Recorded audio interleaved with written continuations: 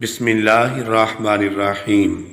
امام المفسرین اور مشہور تابعی حضرت امام مجاہد رحمہ اللہ ارشاد فرماتے ہیں کہ میں نے اپنے استاد محترم مشہور صحابی رسول مفسر قرآن حضرت عبداللہ بن عباس رضی اللہ عنہ سے سنا کہ آپ نے ارشاد فرمایا، بے شک ابلیس یعنی شیطان غم اور حزن کی کیفیت کی وجہ سے 4 بار رویا۔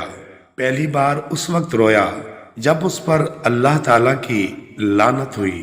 دوسری بار اس وقت رویا جب اسے جنت سے نکالا گیا۔ تیسری بار اس وقت رویا جب حضور خاتم النبیین والمرسلین صلی اللہ تعالی علیہ وآلہ وسلم کی ولادت باسعادت ہوئی، اور چوتھی بار اس وقت رویا جب سورہ فاتحہ نازل ہوئی۔ ناظرین، اس روایت کو مفسرین نے سورۃ الفاتحہ کے شان نزول میں بیان فرمایا ہے، اور امام ابن کثیر رحمہ اللہ نے شب ولادت کے واقعات کے باب میں اسے ذکر فرمایا ہے۔